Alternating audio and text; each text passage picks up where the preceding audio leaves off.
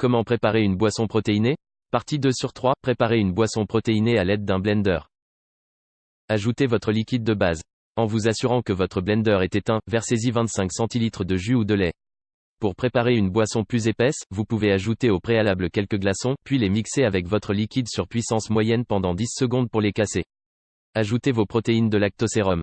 Les protéines en poudre représentent une des méthodes les plus efficaces pour que notre corps reçoive sa quantité nécessaire de protéines. On en trouve dans tout un tas d'arômes, vous pouvez donc choisir un ou en acheter plusieurs pour qu'ils se marient parfaitement à n'importe quelle boisson. Il vous suffit de verser votre protéine en poudre dans votre blender et de la mélanger à vitesse moyenne pendant une quinzaine de secondes.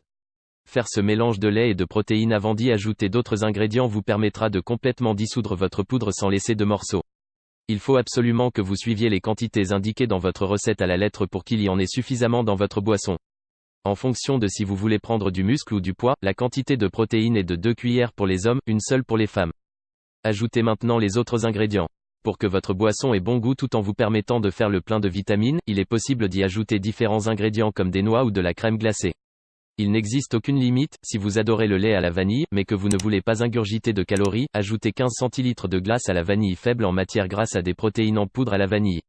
Utilisez du lait de soja à la place du lait normal, ajoutez une cuillère à soupe de sirop d'érable sans sucre, une cuillère à soupe d'amande, du yaourt grec faible en matière grasse ainsi que de l'extrait de vanille à votre boisson. Utilisez des protéines aromatisées aux fruits si vous adorez cela auquel vous mélangerez une poignée de fruits rouges, myrtilles, fraises, framboises, etc., de chocolat ou de vanille ainsi que du lait sans matière grasse. N'hésitez pas à faire des essais en mélangeant des fruits, du yaourt et des noix. Augmentez progressivement la vitesse de mixage. Commencez à mixer vos ingrédients à une vitesse moyenne et dès que vous entendez un petit craquement, passez à la vitesse supérieure, surtout si vous avez mis des glaçons dans votre blender, mixez bien tous vos ingrédients pendant au moins 45 secondes ou jusqu'à ce que le fruit que vous avez utilisé soit totalement dissous. Éteignez le blender. Éteignez votre appareil lorsque vous aurez mixé vos ingrédients pendant 45 secondes. Soulevez le couvercle et versez votre boisson dans un grand verre, versez un peu de boisson dans un verre pour la goûter et voir si sa consistance vous convient. S'il y a des morceaux visibles ou que vous les sentez en buvant, il faut que vous la mixiez à nouveau pendant environ 10 secondes supplémentaires. Ajoutez-y du yaourt ou un peu plus de lait si elle est trop liquide.